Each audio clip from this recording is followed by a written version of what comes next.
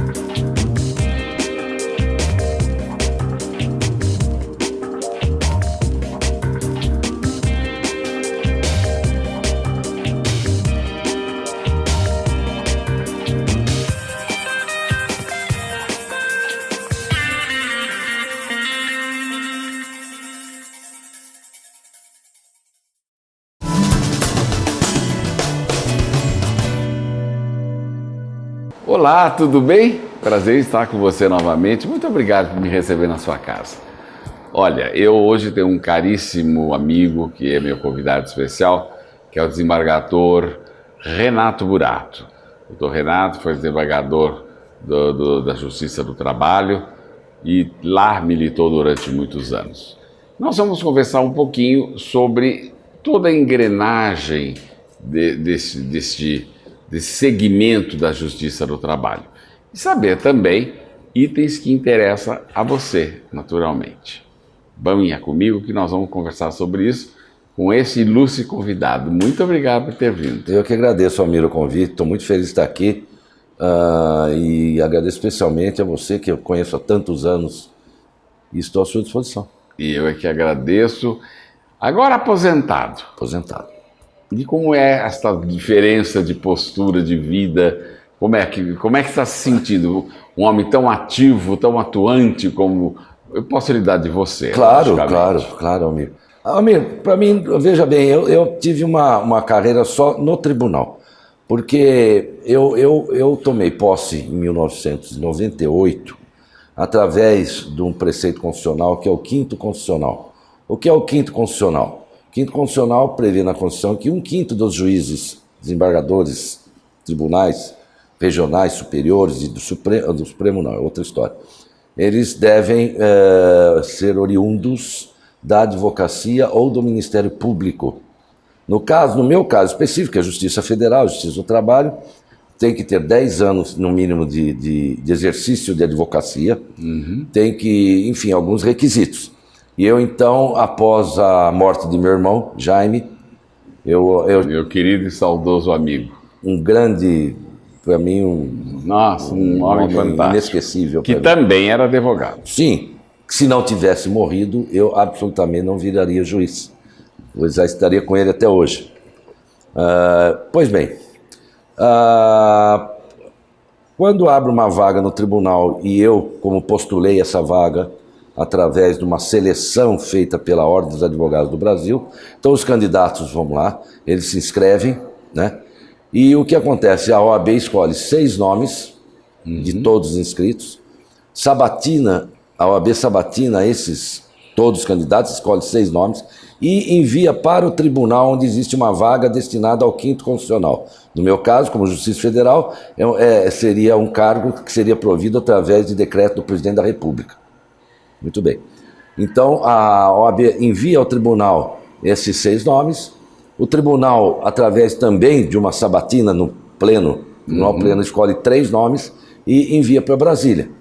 Os juízes estaduais desembargadores do Estado de São Paulo ou de outro estado qualquer também é o mesmo processo. Só que quem nomeia é o governador do estado. No caso da Justiça Federal, é o Presidente da República. Fui nomeado por Fernando Henrique Cardoso em 98 e já tinha advogado, 18 anos. Com o meu irmão, como já disse. E então eu não fiz a carreira, ou seja, eu não prestei um concurso, fiz a primeira instância, a segunda instância. A minha carreira toda foi dentro do TRT, do Tribunal Regional do Trabalho. E lá exerci eventualmente corregedoria, a presidência de turno, enfim. e fui eleito vice-presidente do tribunal, exerci a vice-presidência judicial. O tribunal é feito, digamos, a direção do tribunal presidente, vice-presidente judicial, vice-administrativo, corregedor e vice-corregedor. O que faz o vice-judicial é a ligação entre o regional e o Tribunal Superior do Trabalho. Entendi. E após isso, depois podemos falar sobre o trâmite do processo, qual é o caminho que ele faz para passar pelo tribunal e chegar ao TST ou mesmo até o Supremo. E após, em 2010, eu fui eleito presidente do tribunal. Exerci a presidência em 2011 e 2012, no biênio São 11 só e 2 anos. 2 anos, não pode ser reeleito. E a eleição se dá dentre os membros do Tribunal Pleno. São seus pares. os próprios pares é que escolhem quem vai exercer a direção do tribunal. No caso, o presidente. E é por antiguidade, entendeu? Então, eu, quando fui eleito presidente do tribunal, eu já era o terceiro mais antigo em antiguidade do tribunal, porque lá fiquei quase 18 anos. Né? Decorrido o prazo da presidência, eu volto para a minha bancada, ou seja, volto para a bancada de julgamento, né, para a turma tribunal. do próprio tribunal. E depois de 2 ou 3 anos eu me aposento.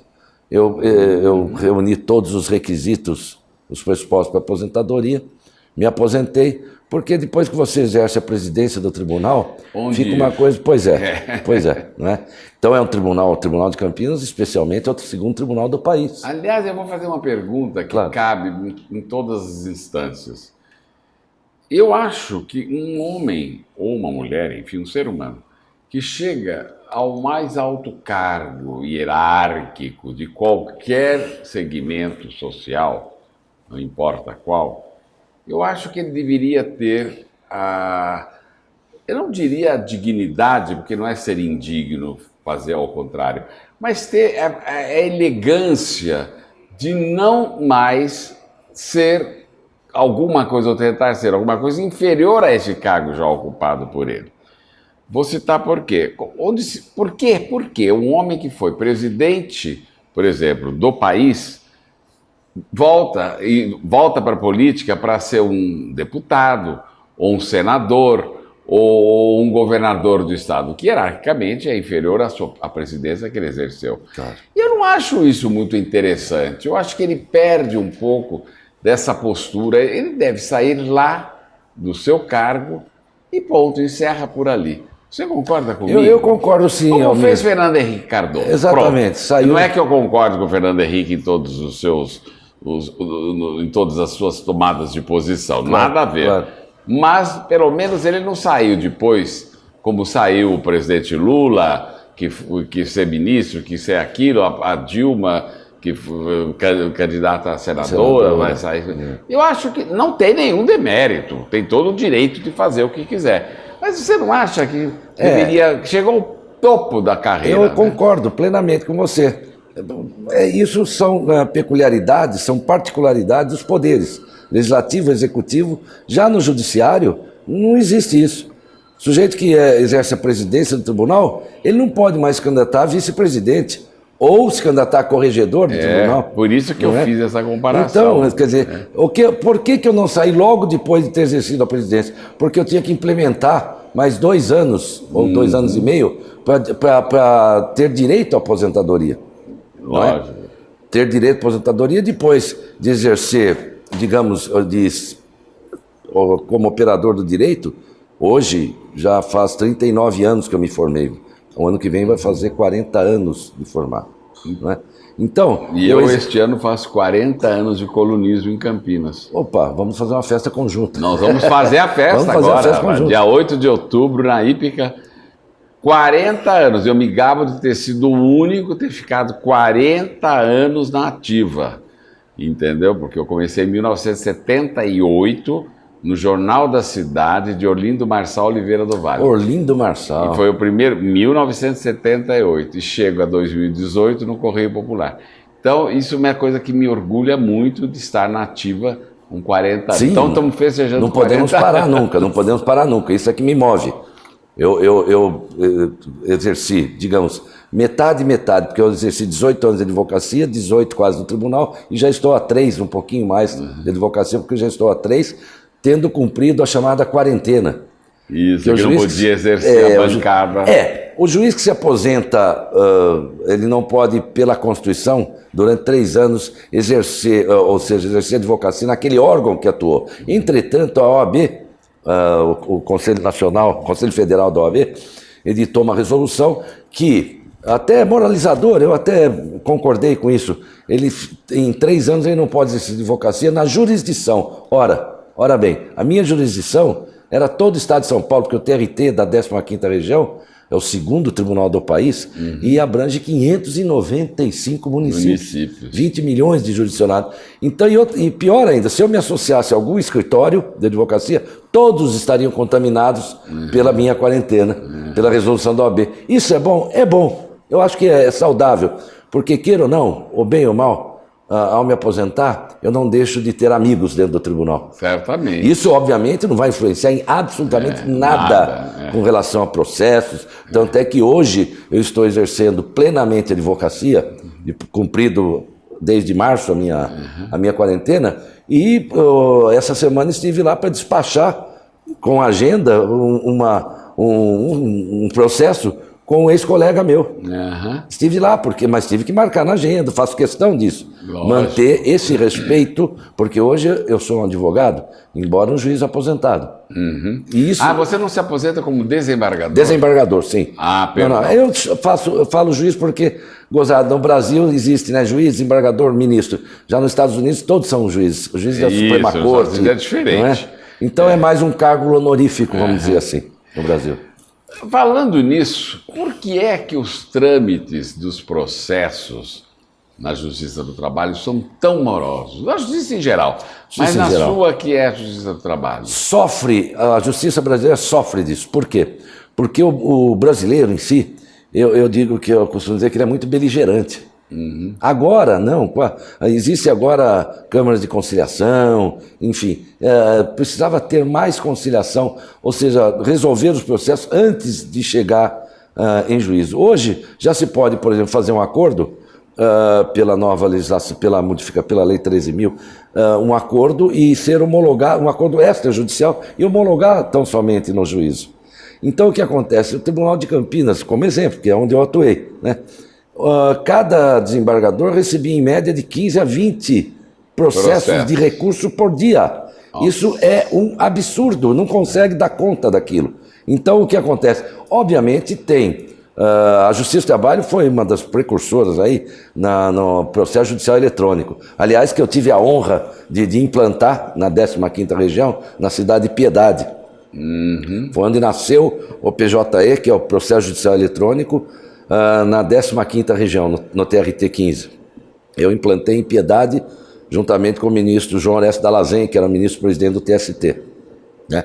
Então isso, outra vantagem do tribunal nosso. Nosso tribunal, cada turma é dividida em 2 câmaras. Nós resolvemos isso, mudar o regimento. Por quê? Porque antes eram turmas de 5 ou 6. Aí dividiu-se e então dá mais agilidade. O Tribunal de Campinas, pela Justiça em nome do Conselho Nacional de Justiça, foi eleito o mais produtivo, que é um tribunal que julga muito ágil. Então é um tribunal que hoje é tido como um dos mais eficazes do país, que eu tive a honra de participar, e ele continua assim.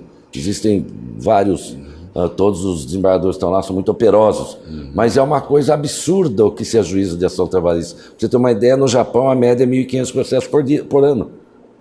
No Japão. Aqui 1.500. Eu julguei, para você ter uma ideia, em 17 anos, quase 18 anos no tribunal, eu julguei quase 50 mil recursos.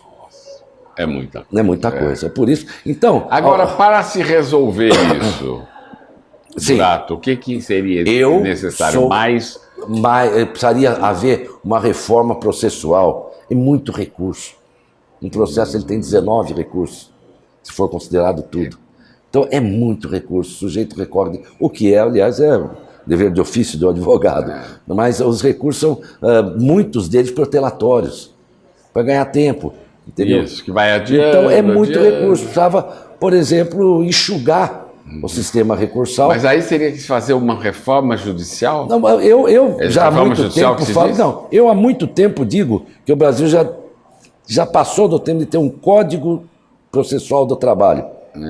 O Brasil hoje tem uma CLT, que é uma consolidação, quer dizer, é a reunião de vários dispositivos reunidos na Consolidação das Leis do Trabalho, que é de 1943. Isso. Não é? Então, mas o que, a meu juízo, também é um dos fatores de morosidade. Um código do processo de trabalho, um código de trabalho, código do processo de trabalho, certo? Viria a, digamos, até mesmo disciplinar, porque não precisa de alterar nada demais, a não ser fazer através de lei complementar, fazer uma nova legislação. Agora, isso quem faria? É o Congresso Nacional. Congresso Nacional. E eles têm interesse? Eu não sei, porque fala-se muito, já foi muito questionado em várias ocasiões, a justiça é lenta, mas o juiz não faz lei, o juiz aplica a lei. Quem faz lei é deputado federal e senador. Exatamente. Não é? Nós temos que fazer o que o juiz é um aplicador da lei. Então, mas a minha pergunta a você, Boratá, é essa. Você acha que o Congresso tem interesse em fazer essa reforma, entre aspas? Eu não vejo dificuldade nisso, embora há interesse de bancadas, né? Bancada ruralista, bancada sindicalista, bancada disso, bancada daquilo outro. Então há interesses corporativistas, sim, certo? Mas eu entendo que, se for bem encaminhado, isso poderia... Tivemos a reforma do Código de Processo Civil, o ministro Fux foi coordenador, e muito do novo Código de Processo Civil foi incorporado da CLT, do processo de trabalho, que deu mais celeridade, entendeu? Porque o processo de trabalho, onde ele não prevê, tem que se socorrer do processo civil. Então é por isso que eu acho que tinha que ter um Código de Processo de Trabalho há muito tempo já. Como que você vê a justiça brasileira, a justiça do trabalho no Brasil? Você acha que ela está entre as mais vanguardistas do mundo? Como é que você vê? Como é que você entende? Olha, considerando que o nosso sistema jurídico brasileiro, né, o sistema romano-germânico, né, diferente do anglo-saxão, do direito anglo-saxão, que Estados Unidos, Inglaterra, enfim, eu considerando, levando em consideração isso, eu acho que, primeiro, a gente tem que dividir em dois aspectos. Primeiro, o juiz brasileiro é operoso, o juiz brasileiro é um herói, muitas vezes trabalhando sem recurso, muitas vezes trabalhando... E o juiz estadual também, eu estou falando do juiz em si, certo? Mas depende, o judiciário, por exemplo, o Tribunal de Justiça do Estado de São Paulo tem lá seu orçamento e envia para o governador do Estado, então há cortes no orçamento. Há problemas de estrutura, mesmo até na Justiça do Trabalho. Quantas vezes nós tivemos que efetuar com urgência reformas em prédios para poder atender a população? Então, sofre disso, falta de recurso. Isso o orçamento da Justiça do Trabalho em 2017, eu acho que foi o 16, 17, houve um corte de 70% no orçamento. Então, de coisas de custeio, até mesmo material de escritório, ou seja, houve um contingenciamento absurdo. Então, muitas vezes você tem que trabalhar com a crise, porque trabalhar com dinheiro é fácil. Fácil quando tem muito dinheiro. Fácil. Aliás, com dinheiro tudo fica mais fácil. Tudo fica mais fácil, né? Agora, de qualquer maneira, nós estamos bem obrigados, então, nesse setor aí. Eu acredito que sim. Agora, você, dentro do contexto, agora eu quero fazer uma pergunta também mais abrangente. Como é que você entende o Supremo Tribunal Federal, o cargo de juízes vitalícios, de ministros vitalícios? Você acha que isso é uma coisa que deveria ser mudada? Qual é o seu parecer enquanto um homem desta área? Bom, eu sou absolutamente contra mandato para ministro do Supremo. Isso, para mim, seria uma excrescência. Então, ele tem que ter liberdade, tem que ter independência. Talvez o sistema de escolha do ministro devesse ser aprimorado, mas não ministro com prazo.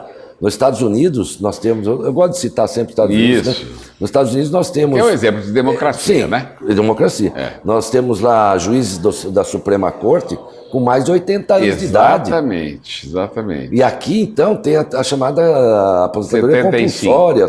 Agora 75, era 70. Aham. Então, o homem hoje em dia, com 70, está na plenitude tá na da plenitude sua... aí. Não é? Está na plenitude da sua produtividade, sua capacidade intelectual, enfim. Agora, a escolha de ministros do Supremo Tribunal Federal, sistema de escolha, que hoje é praticamente nomeado pelo presidente da República. Passa pelo Senado, pela Comissão de Constituição e Justiça, e depois vai ao plenário. Isso. Como ministro do TST, do STJ, CNJ, enfim. Como que eu acho que deveria ser? Pelo menos que o judiciário enviasse uma lista tríplice, por exemplo, ao presidente da República para que ele escolhesse. Dentre eles, como é feito no Ministério Público Federal. Ou no estadual também, aqui em São Paulo. Em São Paulo. Mas sempre foi assim aqui no Brasil? Não me lembro. Está na Constituição. Está na Constituição. É a Constituição que determina que o ministro supremo é escolhido pelo presidente, é indicado pelo presidente da República após ser batinado do Senado e nomeado. Então, muitas das vezes se nomeia de amigos e simpatia, enfim. Isso daí é muito ruim. Mas não tem que cumprir um protocolo, não tem que ser... Ele não deveria ser, como se diz? Não, é a idade, mínimo 35 anos. Ele não deveria prestar concursos. Não, basta ser nomeado pelo presidente da República. Indicado, sabatinado e nomeado. Certo? Então basta isso. Quando eu acho que deveria ter, sim. Se, por exemplo, eu concorri ao 5º Constitucional para compor o Tribunal Regional. Se a Constituição exige para que eu possa participar dessa escolha. Da escolha, eu tenho que ter 10 anos de efetivo exercício da advocacia, ou se for do Ministério Público, 10 anos de exercício do Ministério Público, tem que ter uma conduta ilibável e sabedoria jurídica, enfim. Lógico. Se se exige para um desembargador do Tribunal Regional, imagina para um ministro Supremo. Aí sim haveria de ter critérios para que ele pudesse compor a lista. Por exemplo, 15 anos ou 20 de exercício de magistratura. Lógico. Né? De magistratura ou de advocacia ou de Ministério Público. No mínimo. No mínimo. Né? Entendi. Eu acho que é um sistema só que deveria ter. Esse sistema deveria ser mudado. Ser mais aprimorado, vamos dizer assim. Muito obrigado, doutor Renato Burato, por ter vindo, pelas suas palavras, e obrigado, naturalmente, de ocupar o seu tempo por um períodozinho, viu? Muito obrigado. Muito feliz da sua visita. Eu é que agradeço muito, você sabe do carinho que eu tenho por você, da admiração que eu tenho por você. Recíproca, verdadeira. Profissional, pessoal, sabe, eu te quero muito bem e admiro o seu trabalho como agregador da toda a sociedade. Obrigado. Tá? Eu é que agradeço, muito obrigado. Eu é que agradeço. Estou à disposição sempre. Obrigado a você por me receber na sua casa. Até a próxima semana.